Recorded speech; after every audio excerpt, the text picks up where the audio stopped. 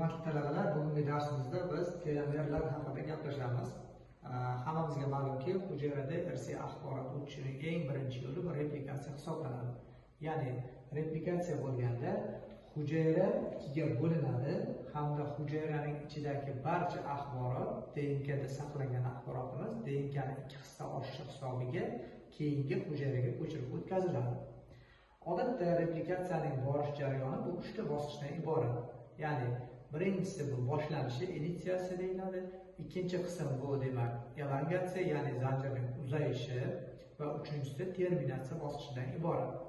Odatda hujayralarning bo'linib ko'payishi terminatsiya bosqichiga kelganda tugaydi. Ya'ni hujayra qachonki bo'linib ko'payish davriga yetganda, uning tarkibidagi barcha demak mahsulotlar tayyorgarlik holatiga o'tadi hamda ikki hissa oshadi. Shu paytda hujayraning yadrosidagi demak xromosomalarga o'ralgan holatda joylashgan, xromosomalar asosida joylashgan demak DNK molekulasi ham ikki hissaga ko'payadi. Bu ikki hissaga ko'payishi axborotni ikki karra ortishiga olib keladi va hujayradan hujayraga o'tishiga sabab bo'ladi.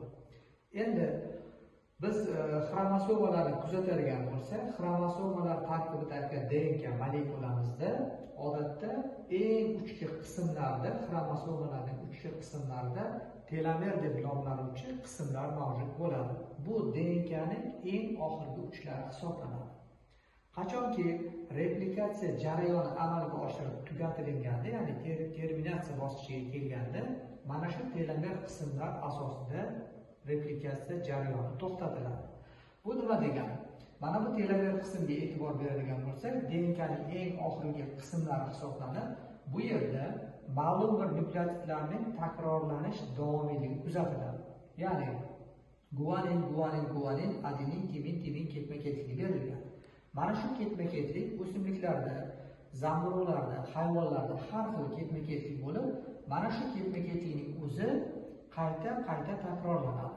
Va bu nimaga olib keladi? Bu birinchi navbatda DNKni turli xil endonukleazlardan himoya qiladigan qism hisoblanadi. Bundan tashqari DNK tarkibidagi DNKni ko'payishiga javob beradigan DNK polimeraza 1 fermenti yoki DNK polimeraza 2-3 fermentlari aynan mana shu qismga kelganda sintezni amalga oshirmaydi. Natijada DNKning replikatsiyasi ayni mana shu telomer qismga kelganda to'xtaydi, ya'ni terminatsiya amalga oshiriladi.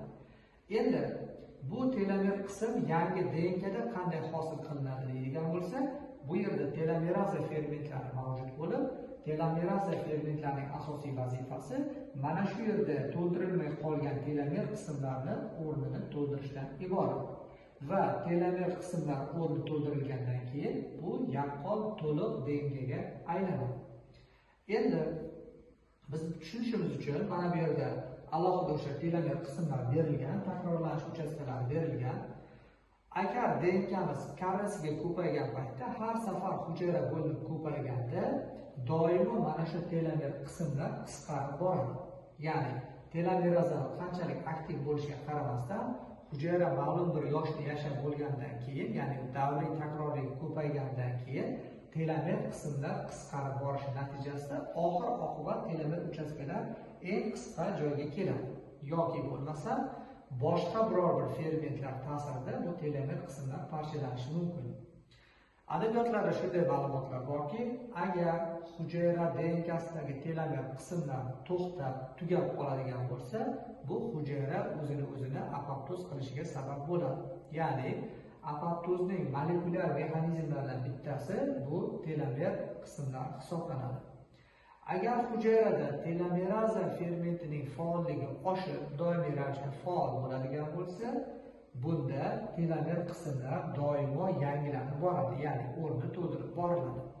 Bu esa telomeraza fermenti faolligi hisobiga hujayra hech qachon apoptozga uchramasligini yuzaga keltiradi. Ya'ni agar biz mana bu rasmga e'tibor beradigan bo'lsak, bu yerda qarish prosessi berilgan. Ya'ni e'tibor beramiz, mana bu xromosomani tuzilishi dastlabki holati, bu esa xromosoma tarkibidagi telomer qism hisoblanadi. Qachonki hujayradan hujayraga axborot o'tkazilganda, bu telomer qismlar qisqarib boradi. Yuqorida buni takrorladik. hujayra har safar bo'linib ko'payganida telomer qism qisqarib boradi.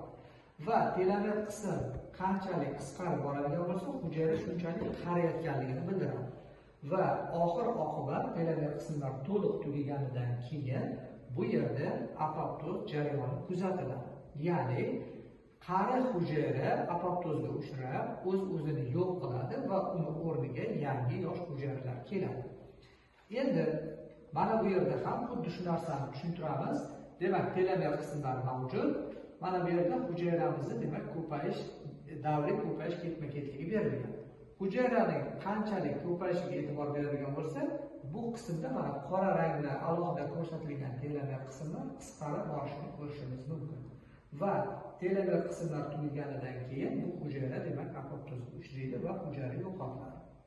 Endi ba'zi bir adabiyotlarda shunday ma'lumot borki, telomeraza faolligi oshib ketadigan bo'lsa, bu xavfli, ya'ni turli xil o'simtalarning paydo bo'lishiga sabab bo'ladi. Tadqiqotlarda shunday ishlar borki, telomeraza fermentiga ingiberlovchi ta'sir ko'rsatadigan biologik molekulalar turli xil saraton hujayralarining ko'payishini to'xtatishi aniqlangan. Ya'ni mana shu biz yuqorida aytgan telomeraza fermentini faolligini ingiberlash orqali biz nima qilishimiz mumkin? Telomer qismlarini qisqarishiga sabab bo'lishi mumkin. Ya'ni moddamiz, ta'sir qilayotgan moddamiz telomerazani ingiberlaydi. Natijada telomer qismi o'rni to'ldirilmasdan qoladi va hujayra tezroq apoptozga uchraydi. Agar bizda saratonga qarshi ishlatiladigan dorilarning ta'sir mexanizmlarini ko'radigan bo'lsak, ular har xil mexanizmlar bilan ta'sir ko'rsatishi mumkin. Deylik, hujayrada oksidativ stressni yuzaga keltirishi mumkin yoki aytaylik hujayrani demak toksik zaharlash orqali apoptozga olib kelishi mumkin yoki nekrozga yoki bo'lmasa uchinchi yo'li telomerazalarni ingiberlashi mumkin. Hozirgi kunda telomerazalarni ingiberlash yoki telomeraza fermentlarini ishlab chiqarilishini hujayrada cheklash, ya'ni uning ekspressiyasini demak cheklash orqali hujayrani apoptozga tezroq olib kelish mumkin. Agar hujayrani biz sun'iy ravishda tezroq apoptozga olib kelishni telomeraza orqali amalga oshiradigan bo'lsak, odatda saraton hujayralarini tezroq nobud bo'lishiga sabab bo'ladi bu narsa. Xo'p, endi hozirgi kundagi saraton yoki shu onkologiyaga qarshi ishlatiladigan ayrim sintetik dorilar haqida ma'lumot beramiz. Bu sintetik dori vositalarining asosiy demak vazifasi yuqorida aytib o'tgandek telomeraza fermentini ingiberlash yoki aksincha telomeraza fermentini sintezga javob beradigan genni ingiberlash. Bu orqali gen ingiberlangandan keyin telomeraza fermentini ishlab chiqarish hujayrada kamayadi.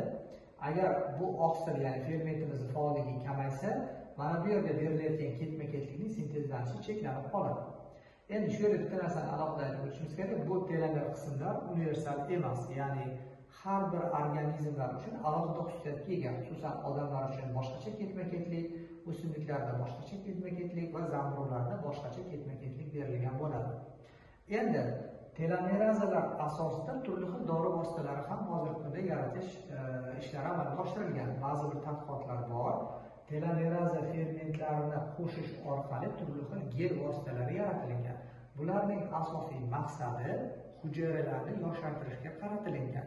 Ya'ni agar biz e'tibor beradigan bo'lsak, ma'lum bir yosh o'tgandan keyin terilarda, yuzlarda asosan ajin tushish holatlari kuzatiladi. Bu ajin tushishlari o'sha hujayralarning nobud bo'layotganligini bildiradi. Ya'ni hujayralarda bo'linib ko'payish jarayoni sekinlashganligini va bu jarayon natijasida ajin tushishi kuzatiladi. Endi shunday tajribalar olib borilganki, telomeraza fermentlarini olib, o'sha maxsus gellarga qo'shish orqali ularning faolligini, stabilligini saqlagan holatda ma'lum bir gellarga qo'shib, o'sha gellar orqali terilarga ishlov berilgan.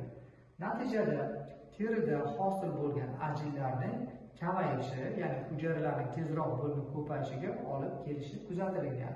Bu endi kelajakda bu orqali qarishni qisqartirish yoki bo'lmasa o'sha terilardagi ajinlarni yo'qotish uchun dori vositasi sifatida istiqbolli strategiya sifatida bunga qaraladi. Ammo lekin ba'zi bir demak holatlar borki, bular salbiy ta'sir ko'rsatishi ham mumkin.